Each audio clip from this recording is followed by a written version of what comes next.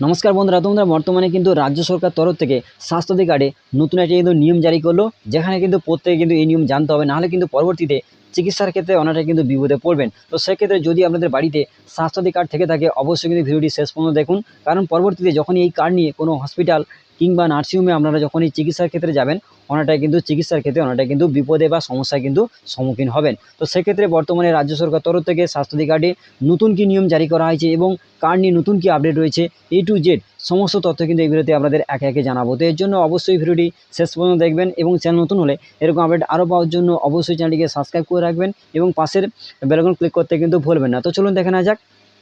তো দেখুন, বর্তমানে যারা নতুন কার্ড বানিয়েছেন বা যাদের কার্ড রয়েছে এবং যারা বর্তমানে চিকিৎসায় রয়েছেন, প্রত্যেকে কিন্তু এই নিয়ম প্রত্যেকে কিন্তু জানতে হবে। তো চলুন দেখে নেওয়া যাক, একে একে কিন্তু সমস্ত বিষয়ে জানাবো। তো দেখুন, প্রথমে বলা হয়েছে যে রাজ্যের মানুষকে বিনামূল্যে চিকিৎসা পরিষেবা দিতে রাজ্যের মুখ্যমন্ত্রী মমতা বন্দ্যোপাধ্যায় বেশ কয়েক বছর আগে স্বাস্থ্যসাথী প্রকল্প চালু করেন এবং এই প্রকল্পের অধীনে রাজ্যের প্রায় 2 কোটির বেশি মানুষ কিন্তু বিনামূল্যে পরিষেবা গ্রহণ করছে এবং রাজ্যের বিভিন্ন সরকারি এবং বেসরকারি হাসপাতাল কিংবা নার্সিংহোমে স্বাস্থ্যসাথী প্রকল্পের যে অধীনে সাধারণ মানুষ কিন্তু চিকিৎসা পেয়ে থাকে। তো এবার আমরা জেনে নেব যে বর্তমানে রাজ্য সরকার তরফ থেকে স্বাস্থ্যসাথী কার্ডে নতুন কি নিয়ম জারি করলো, সেটা কিন্তু আপনাদের একে একে কিন্তু জানাবো। তো চলুন দেখে নেওয়া যাক।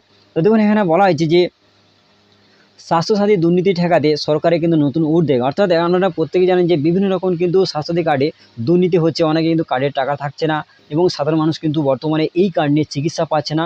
তো সেক্ষেত্রে কিন্তু দুর্নীতি ঠেকাতে কিন্তু রাজ্য সরকার তরফ থেকে এই নতুন উদ্যোগ কিন্তু নেওয়া হয়েছে। তো দেখুন, এখানে কি বলা হয়েছে, স্বাস্থ্যসাথী কার্ড সংক্রান্ত সমস্ত ধরনের দুর্নীতি ঠেকাতে তাই এবার বিশেষ উদ্যোগ গ্রহণ করেছে রাজ্য। এই প্রসঙ্গ নিয়ে নতুন নিয়ম কার্যকর করতে এবার রাজ্য সরকার তরফ থেকে জারি করলো নতুন নির্দেশিকা। এই নির্দেশিকা অনুসারে গুরুত্বপূর্ণ দুটি দিক বিশেষভাবে তুলে ধরা হয়েছে, অর্থাৎ এখানে যে দুর্নীতি ধরা পড়েছে সেখান থেকে নতুনভাবে কিন্তু রাজ্য সরকার একটি নতুন নির্দেশিকা জারি করলো এবং তার দুটি দিক কিন্তু এখানে বলা হয়েছে বা দুটি নিয়ম কিন্তু বলা হয়েছে। অবশ্যই কিন্তু সেই নিয়মগুলি প্রত্যেকে কিন্তু জানতে হবে। তো চলুন দেখে নেওয়া যাক। তো দেখুন, এখানে প্রথমত বলা হয়েছে, অবশ্যই কিন্তু মনোযোগ সহকারে শুনবেন। দেখুন, এখানে বলা হয়েছে যে স্বাস্থ্যসাথী প্রকল্পের অধীনে কোনো রোগী যদি 10 দিনের বেশি হাসপাতালে ভর্তি থাকেন, সেক্ষেত্রে সরকার বিলের টাকা মেটানোর আগে একটি মেডিকেল অডিট গঠন করতে হবে। উক্ত হাসপাতাল 25 জনের বিশেষজ্ঞ টিম নিয়ে গঠন করবেন এই অডিট কমিটি। এই অডিট কমিটি কোনো সিদ্ধান্ত গ্রহণ করতে না পারলে সমস্ত তথ্য পাঠানো হবে বিভাগীয় সিনিয়র বিশেষজ্ঞ চিকিৎসকদের কাছে। এই মেডিকেল অডিটের মাধ্যমে দেখা হবে ওই রোগের সত্যই 10 দিনের বেশি হাসপাতালে ভর্তি থাকার কোনো যথার্থ কারণ ছিল কিনা, সেই সঙ্গে দেখা হবে বিলের যে টাকা নির্ধারণ করা হয়েছে তা যথার্থ হয়েছে কিনা। এই সমস্ত বিষয়গুলি খতিয়ে দেখার পরেই স্বাস্থ্যসাথী প্রকল্পের মাধ্যমে হাসপাতালে থাকা রোগীর বিলের টাকা মিটিয়ে দেবে সরকার। অর্থাৎ আপনারা বুঝতে পারছেন, যদি যে হাসপাতাল কিংবা নার্সিংহোমে আপনারা ভর্তি হয়েছেন 10 দিনে যদি বেশি হয়ে থাকে, অর্থাৎ আপনি যে রোগ নিয়ে অপারেশন হতে নার্সিংহোম কিংবা আপনারা হসপিটালে আপনারা চিকিৎসার জন্য ভর্তি হয়েছেন, সেক্ষেত্রে যদি 10 দিন যদি হয় তাহলে খুবই ভালো। যদি 10 দিনের বেশি হয়, সেক্ষেত্রে কিন্তু সরকার থেকে একটি কিন্তু মেডিকেল অডিট কিন্তু গঠন করবে। সেক্ষেত্রে 25 জনের টিম যাবে আপনাদের হসপিটাল কিংবা নার্সিংহোমে। সেখানে যাওয়ার পর আমরা কিন্তু সম্পূর্ণভাবে খতিয়ে দেখা হবে যে 10 দিনের বেশি কেন ভর্তি হয়েছে বা যে রোগ নিয়ে ভর্তি হয়েছে কেন ভর্তি হয়েছে এবং সত্যি প্রকৃত কিনা এবং কোন রোগের জন্য ভর্তি হয়েছে এবং আপনাদের যে টাকাটি হচ্ছে, অর্থাৎ আপনি যে 10 দিনের বেশি হচ্ছে, সেক্ষেত্রে যে বিলের টাকা বা যে অ্যামাউন্টটি হচ্ছে সেটি প্রকৃত যথার্থ কিনা, সেটি দেখার পরে ভেরিফাই করার পর সম্পূর্ণভাবে ঠিক থাকলে সেই টাকাটা কিন্তু আপনারা সরকার কিন্তু দিয়ে দেবে আপনাদের কার্ড থেকে সেই হসপিটাল কিংবা নার্সিংহোমকে। অবশ্যই আপনারা প্রত্যেকে বুঝতে পেরেছেন, এখানে কিন্তু বিষয়টা কিন্তু বলা হয়েছে।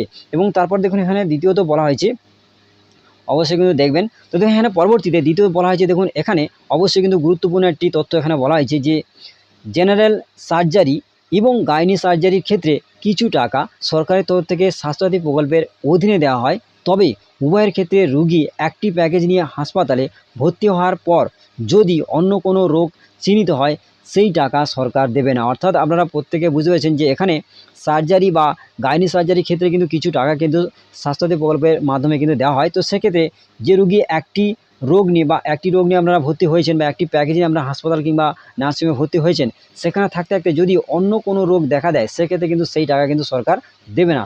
প্রথমত যে প্যাকেজ নিয়ে ভর্তি হয়েছেন বা যে রোগ নিয়ে ভর্তি হয়েছেন, সেটি টাকা কিন্তু সরকার দেবে। তারপরে ওখানে থাকতে থাকতে কোনো রোগ যদি দেখা দেয়, সেক্ষেত্রে কিন্তু সেই টাকা সরকার দেবে না, এখানে কিন্তু বলা হয়েছে। এছাড়া দেখুন, এখানে বলা হয়েছে যে অর্থাৎ একটি প্যাকেজ নিয়ে ভর্তি হওয়া রোগের যদি একটি অপারেশনের পর দেখা যায় তার অন্য কোনো চিকিৎসার প্রয়োজনীয়তা আছে সেক্ষেত্রে দ্বিতীয়টি টাকা সরকার দেবে না।